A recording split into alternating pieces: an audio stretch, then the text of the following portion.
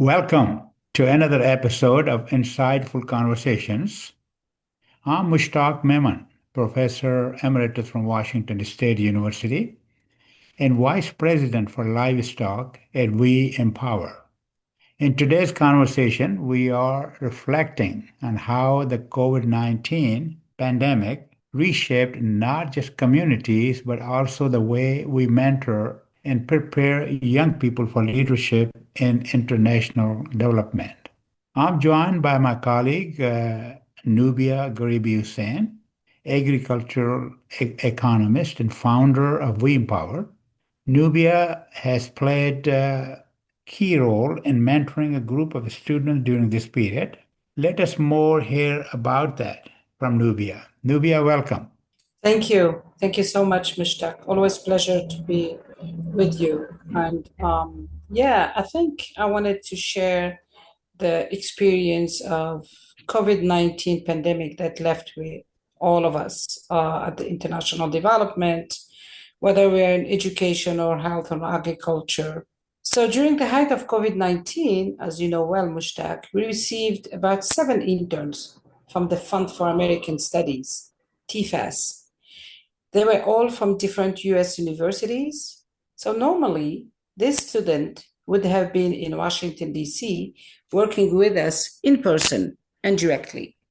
But because of lockdowns, unfortunately, everything shifted online.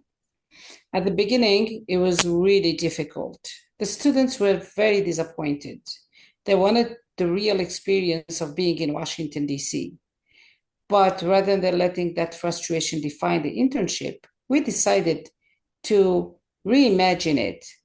And Mushtaq, you know well that you and other officers at We Empower were right there with me in guiding and mentoring them. That is true. It was an unusual situation for everyone, but also an opportunity to rethink how to mentor young professionals. But as mentors, our job was to help them see that disruption can also be a space for innovation. Absolutely. That is exactly how we work it out. So we grouped the students, if you recall, into small teams of 2 to 3.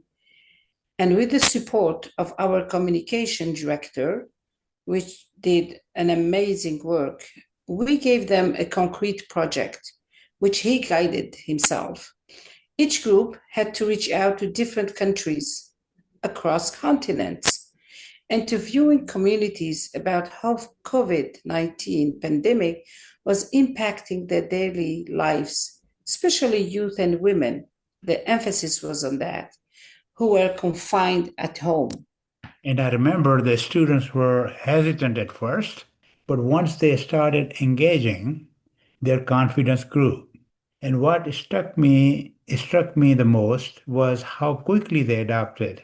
They were using digital platforms, Zoom, WhatsApp, even social media guided by our communication director, Rostane Gribi, to connect with people in rural areas thousands of miles away. This wasn't just about collecting data, it was about building human connections in a time of isolation.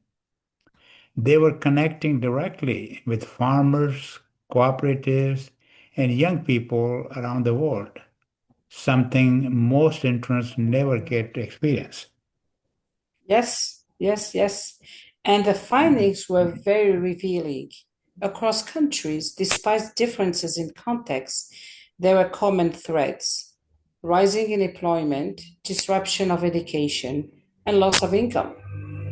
But what really stood out was the increase in gender-based violence inside household. Women and girls were disproportionately affected. That was very saddening. Yes, I agree. That was sobering for them too. And I remember many students saying they hadn't realized how deeply crises affect the social fabric of families. But alongside those challenges, they also documented resilience, like women forming support groups or communities starting home gardens to make up for market closures. Indeed, indeed. Actually, that was the other positive side that we've seen, I mean, we all encountered in different countries and different continents. And that's what made the project so special. It wasn't just negative story. The students also saw creativity, solidarity, and adaptation. For example, in some rural villages, people started pooling resources to buy seeds and tools, while in urban areas, young people organized food delivery networks for the elderly.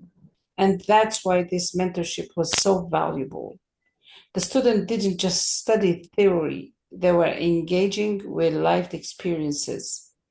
They left the internship with empathy, resilience, and a global perspective that no classroom in Washington, D.C. could have ever given them.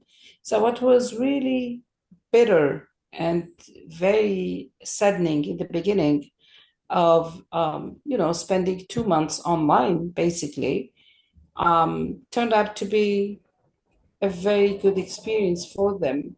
They're very much enthusiastic. In fact, at We Empower, our website, thanks to our communication director, now we see all the testimonies by those students who are able to connect in different continents in the world and come up with all these experiences and all these stories that they shared with us. And I think that's where the real learning happened. These students weren't only studying development challenges, they were witnessing how people on the ground innovate under pressure. That gave them a more important understanding, and I could see their leadership skills growing in real time. And that, to me, is the essence of development work. It is not just about solving problems in isolation.